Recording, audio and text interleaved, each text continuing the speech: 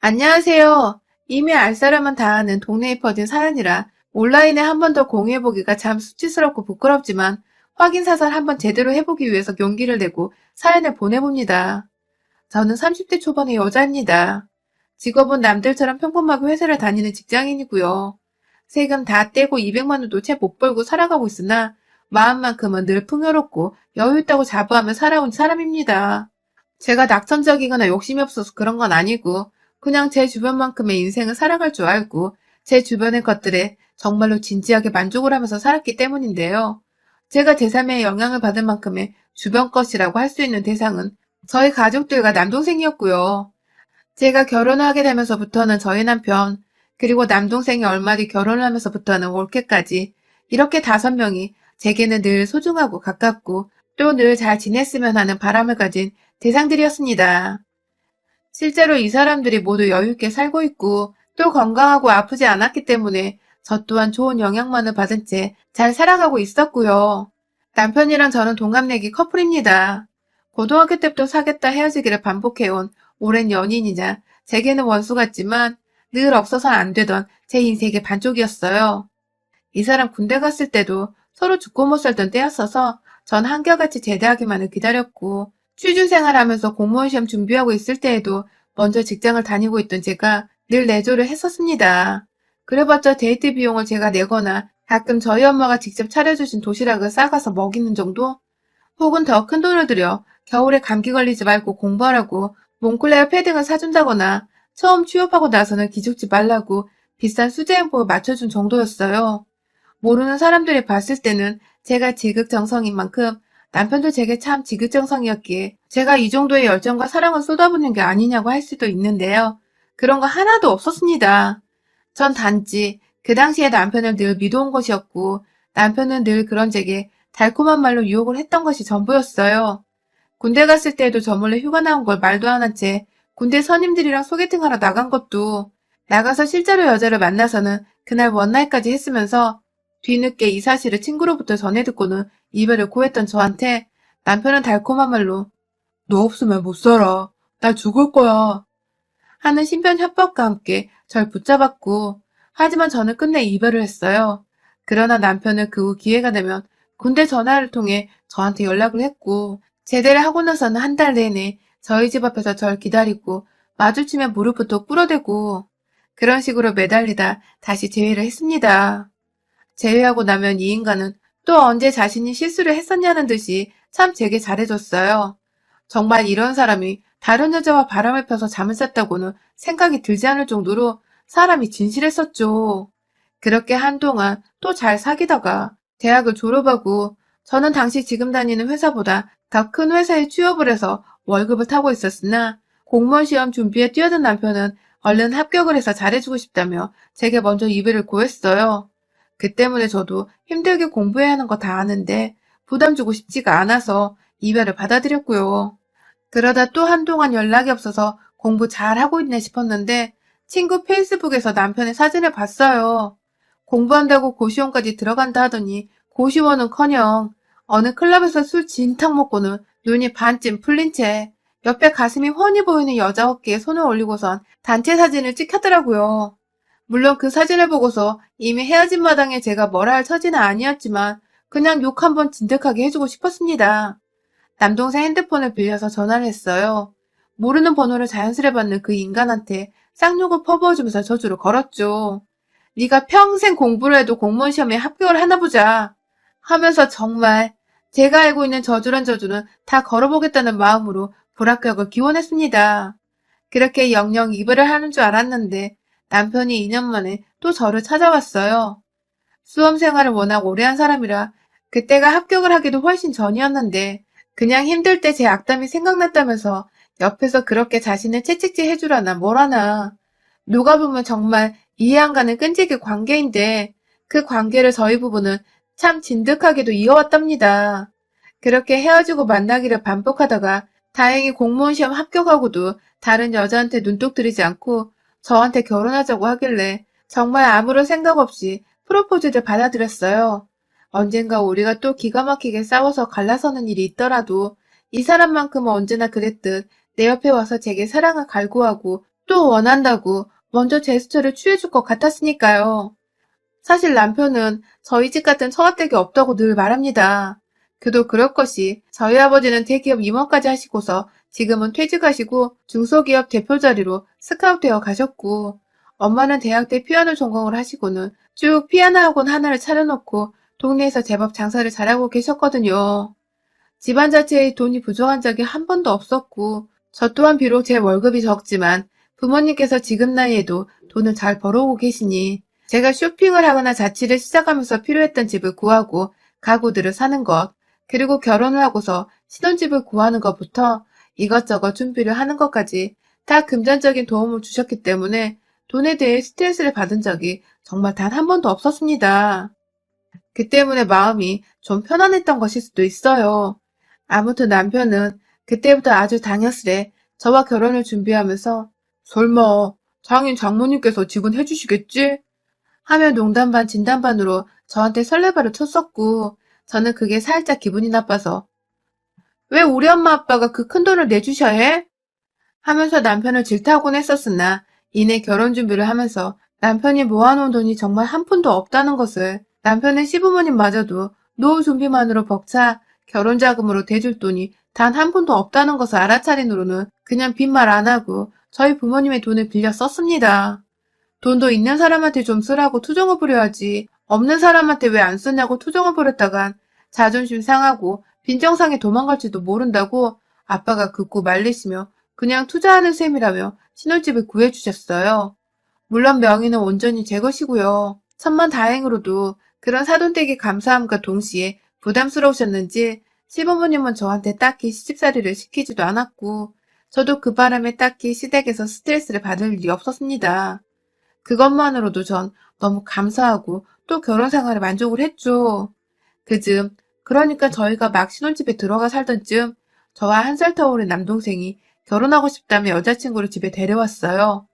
당시 온 가족들이 모인 자리에서 만나면 옳게 될 사람이 부담스러워할까봐 남편은 집에 두고서 온전히 저 혼자만 친정에 갔는데요. 그날 그 자리에서 처음 본 올케는 정말 제가 봐도 참 이쁘더라고요. 고생 한번 안 하고 살았을 것 같은 뽀얀 피부와 고운 손에 몸매까지 어찌나 말랐고 또 예쁘던지, 제가 그만 올케 얼굴에 반해서 오늘부터 내 올케 하자 하며 적극적으로 동생 결혼을 찬성했다니까요. 물론 저희 부모님도 올케를 너무 마음에 들어 하셨고, 그날부터 후다닥 동생의 결혼 준비가 시작되었어요. 올케도 두고두고 첫 만남 당시 분위기를 띄워주며 자신의 마음에 들어한 저에게 고마웠는지 형님 없으면 전 오빠랑 못 살아요 하며 저 기분 좋으라는 듯한 소리를 자주 해줬고, 저도 그런 올케가 더 이쁘고 고마웠죠. 조금씩 저희 가족과 친하게 지내기 시작하면서 자연스레 올케를 저희 남편하고도 소개시켜줬어요.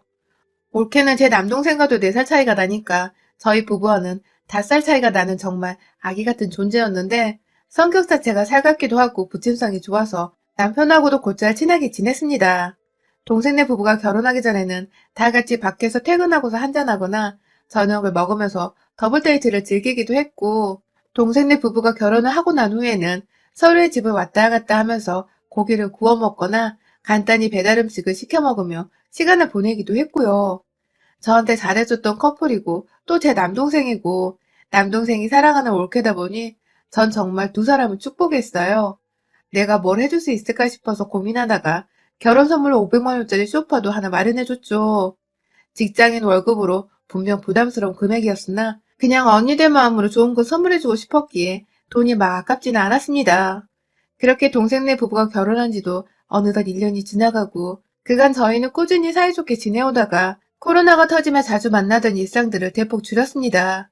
그래도 꾸준히 연락하고 안부를 물었으나 다들 직장인이고 회사를 다녀야 하는 직장이었던지라 주의를 하자는 마음에 만나지는 않았어요. 그즈음 올케는 속상하게도 다니던 회사에서 해고를 당하는 바람에 집에서 쉬고 있었고, 저는 반대로 일이 너무 바빠져서는 완전히 여가 시간이 나질 않아 공무원인데도 코로나 시대에 야근 한번 안 하던 남편에게 부탁을 해서는 올케네 집으로 주말에 만든 반찬도 보내주고, 가끔 저희 회사에서 선물로 들어온 생활용품들을 나눠주려고 남편을 시켜 올케네 집으로 보내곤 했었습니다. 전 당연히 남편이 기꺼이 제 부탁을 들으니 고마운 마음뿐이었고요. 퇴근할 시간에 가는 거니까 올케네 집에 제 남동생도 이미 퇴근을 하고서 있는 줄로만 알았어요. 뭐 없어도 상관은 없다만 여자 혼자 있는 집에 자꾸만 제 남편을 보내는 것도 올케가 먼저 불편해할 것 같아서 웬만하면 남동생이 집에 있을 만한 시간에 남편을 보내는 게 낫다고 생각을 했었던 것이죠. 그런데 어느 순간부터 남편이 이상한 질문을 해대기 시작했어요. 정확히 기억하기로는 작년 여름에 저한테 뜬금없이 그러더라고요. 당신은 내가 있는 앞에서 브래지어에 러닝만 입고 있을 수 있어? 하고 말입니다. 전 당연히 부부니까 서스럼 없이 물론이지 아무것도 안 입고 있을 수도 있어. 하고서 농담을 건네며 웃었는데 남편의 뒷말이 이상했어요. 재수 씨도 그럴라나? 라고 하더군요. 분명 그렇게 들었어요. 아니 와이프가 다 벗고 있을 수도 있다는 말에 재수 씨도 그럴 수 있을라라니. 이 무슨 해괴망측한 소리인지 순간 당신 뭐라고 했어? 하면서 인상을 쫙 찡그리고는 더럽다는 듯이 남편에게 불결함을 표출했습니다. 남편도 그제서야 자기 입 밖으로 나온 무시입 중에 말을 알아챘는지 아니 농담이지 하면서 별일 아닌 농담이란 듯이 넘기려 했고요. 저는 그 말에 다시 한번 그딴 농담은 재밌지 않으니 절대 하지 말라고 제대로 못을 박았고요. 그런데 그 후부터 우리 남편의 올케를 향한 의문 어린 관심들과 궁금증들은 쉬지도 않고 터져 나왔습니다. 오늘은 뭐 전해줄 거 없어? 하면서 올케네에 가겠다고 먼저 가져다 줄 물건이 없는지 확인하는 건 기본 중에 기본이었고요. 재수 씨는 생일이 언제래? 무슨 별자리래? 무슨 띠지? 하면서 무슨 형님이 올케 별자리의 띠까지 알고 있냐며 제가 꼭 한 소리를 해야 했을 만한 질문까지도 해댔어요. 그러다가 유튜브를 통해서 우연히 사랑과 전쟁 제방을 보게 되었는데 거기서 나온 주제가 친구의 와이프와 불륜을 저지르는 그런 장면이었거든요. 남편이 글쎄 그걸 보면서 와 진짜 남자가 한 번 사는 거 저렇게 짜릿하게 살아봐야 하는데 하면서 TV 속의 불륜은 아무리 드라마라지만 동조하고 있는 겁니다. 제가 바로 옆에서 같이 시청을 하면서 불그락불그락 화를 내고 있는 걸 뻔히 알고 있으면서도 말입니다. 이 정도 되면 이 인간이 제대로 된 상식적인 생각을 하지 못하는 사람인 건가 싶기도 했어요. 뭐 군대 갔을 때 저 몰래 원나잇까지 했던 인간인데 바람을 한 번 피우지 두 번 못 피우겠냐 싶기도 하고 슬슬 그쯤에 저와의 관계를 맺는 것도 극소토로 뜸했고 급기야 제 몸을 누군가와 막 비교하는 듯한 말도 여러 번 했었어요. 처음엔 가슴이 좀만 더 컸으면 좋겠다.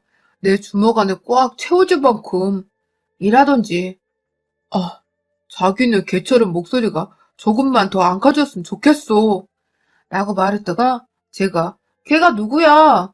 라며 순간의 말실수를 제대로 캐치해내자 급 당황을 하면서 사실은 야동을 봤었다고 털어놓으며 위기를 벗어났죠.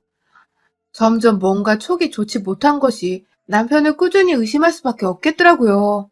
그 고민을 어디다 털어놓을 수도 없으니 친하게 지내는 올케한테 전화를 걸어 자연스럽게 남편 상담도 해봤고 부부 사이에 스트레스를 나누기도 하면서 제 딴에는 친한 동생 대하듯이 고민을 털어놨습니다. 올케도 당연히 그간 저와 자매 사이처럼 지내왔었기에 저의 고민을 서스럼없이 들어주고 또 상담해줬고요. 꼭 그렇게 올케로부터 상담을 받고 나면 전 너무 기분이 좋고 또 든든했어요. 저의 걱정들을 적으며 여자들은 당연스레 이해를 하고 공감을 한다는 사실을 알려주는 게 바로 올케였으니까 말입니다. 그러던 중 연말이 찾아왔고 저는 여전히 현재 진행형인 남편에 대한 일말의 의심들을 겨우겨우 마음 깊숙이 숨겨둔 채 아무렇지 않게 결혼 생활을 지속했어요. 그전 저희 남동생으로부터 연락을 받았는데 본인이 회사에서 출장차 지방으로 골프 회동을 따라가야 한다면서 반드시 필요한 일이라 집을 사흘 정도 비우게 되었다며 올케를 잘 부탁한다고 하더군요.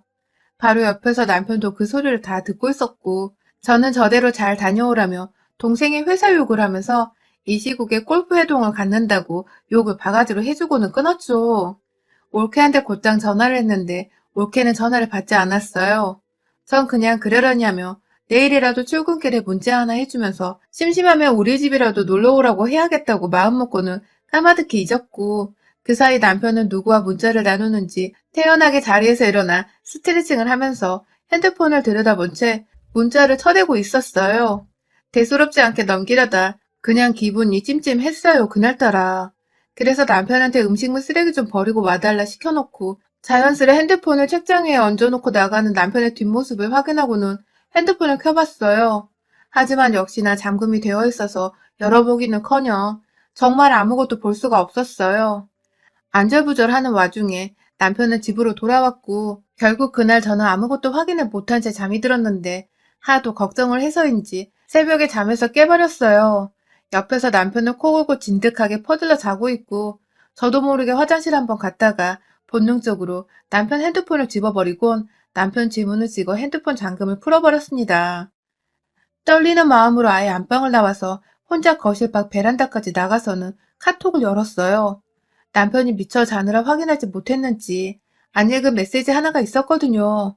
그리고는 바로 카톡창을 열었는데 그건 바로 다른 사람도 아닌 저희 올케였습니다.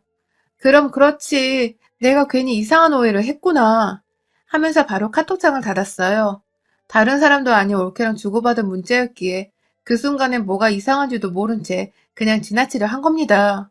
그런데요. 도로 안방에 돌아가려는데 그 순간 뒷덜미가 쎄하더라고요. 올케가 보낸 문자 하나는 이모티콘이 있어서 제가 뭐라 보냈는지 글을 확인하지 못했는데 왜인지 하는 마음에 그 메시지창 자체를 열어봤어요. 올케와 나눈 대화가 담겨있는 판도라의 상자를 말이죠. 그 속에는 정말 첫 확인된 카톡부터 제가 기겁을 할 수밖에 없었네요. 글쎄 올케가 오빠 내일 우리 하루 종일 하자 하는 말과 함께 그 밑에는 웃음 짓는 짱구 카톡 하나를 보냈더군요. 이게 도대체 무슨 말인가 싶은 와중에 내 남편한테 언제부터 올케가 오빠라 불렸는지조차 쎄했습니다. 메시지 창을 하나하나 위로 거슬러 올라가며 확인을 했어요. 그리고는 이내 저는 이 판도라 상자 안에 든 모든 비밀들을 다 알게 되었습니다. 글쎄 제가 하나 둘 남편을 통해 반찬을 전해주고 안부를 전해주라 시켰을 때부터 두 사람은 자연스레 대화를 하다 급기야 하루 종일 내내 둘이서 대화를 해대기 시작했고 몇 번은 제 동생이 야근을 하거나 하면 꼭 동생네 집에 가서 둘이서 와인을 마시기도 하고 그러다 급기야 잠자리를 가졌나 보더라고요. 내 남편이 오빠의 반만이라도 좀 닮았음. 내가 지금 벌써 홍콩 몇 번 왔다 갔을 텐데. 그치? 하면서 내 남편의 잠자리 기술이 남다르단 표현도 아무렇지 않게 건네질 않나. 남편마저도 그런 올케한테 내 와이프가 네 목소리에 네 몸매 반만 닮았으면 난 벌써 천당을 오갔어.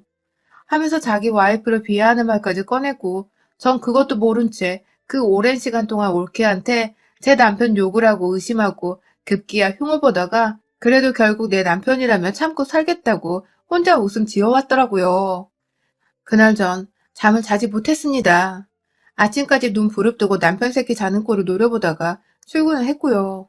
남동생이 출장 갔다고 곧바로 둘이서 문자를 보내고 만나기로 약속을 했던 것까지 제가 다 확인을 하고는 퇴근하자마자 동생네 집으로 가기로 작정을 했습니다. 남편 핸드폰은 제가 올케가 보낸 마지막 문자를 봐버렸기 때문에 혹여나 눈치를 챌까 싶어서 아침에 일어나 제 핸드폰인 줄 알고서 들고 나오다 바닥에 떨궜다며 거짓말을 하고는 고장을 내버렸어요. 사실은 새벽에 발로 밟아 부셔버린 거였어요. 그렇게 퇴근을 하고서 대망의 동생네 집 앞.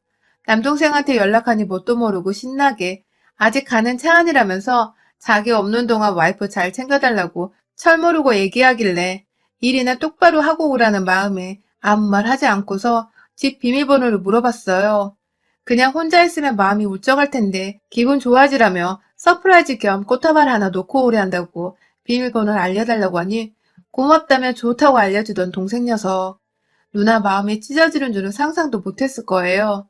그렇게 저는 그 집 앞에 차를 대고서 정말 어떻게 언제 뭐라 하며 들어가냐며 혼자 서성이다가 이내 결정은 쉽게 했습니다.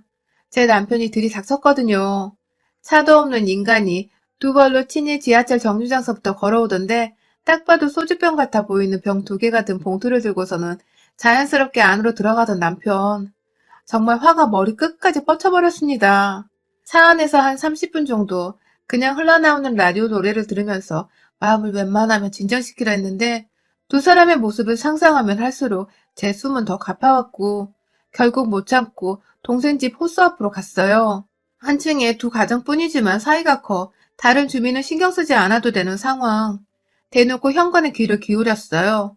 뭐라고 제발 들리지 말라는 마음과 동시에 하나라도 걸리는 날엔 연놈들 팔다리를 부셔놓을 거라며 이를 갈고 귀를 기울이길 얼마나 되었을까? 이내 제 귀로는 올케의 신음소리가 너무나도 뚜렷하게 들려왔고, 이내 저는 놀란 나머지 귀를 떼어내고 곧장 비밀번호를 누른 채 불과 5초? 10초? 남짓한 시간 안에 그 집 안으로 쳐들어갔습니다. 정신없어 신발 벗을 새도 없이 거실로 들이닥쳐보니 상황은 더 가관이었어요. 정말 끝까지 믿어보려 했는데 글쎄, 제가 사준 500만 원짜리 소파 위에서 두 사람이 벌거벗은 채 온몸이 시뻘개지도록 땀을 흘리며 잠자리를 가지고 있었던 것입니다.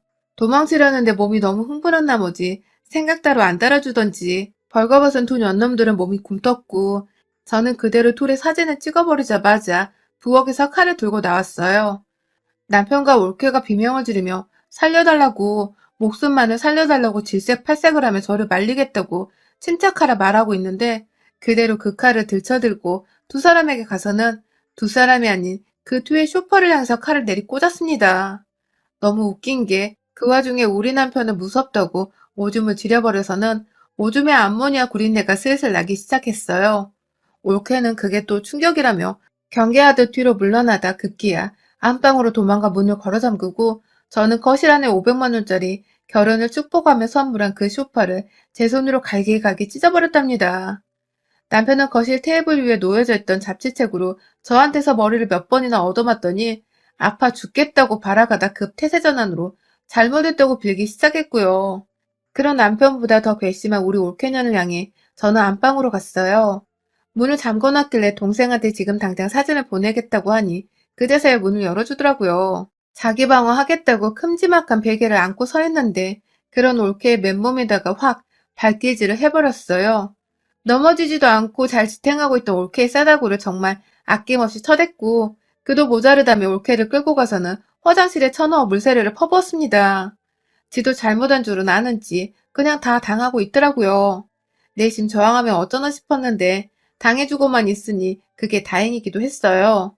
그날 저는 남편한테, 그리고 올케한테 우리 집에서 당장 나가라고, 당장들 꺼져서 원하는 대로 살림 차리고 둘이서 알거지 상태로 잘 먹고 잘 살라며 겁박을 했고, 남편은 정말 저희 집에서 쫓아냈습니다.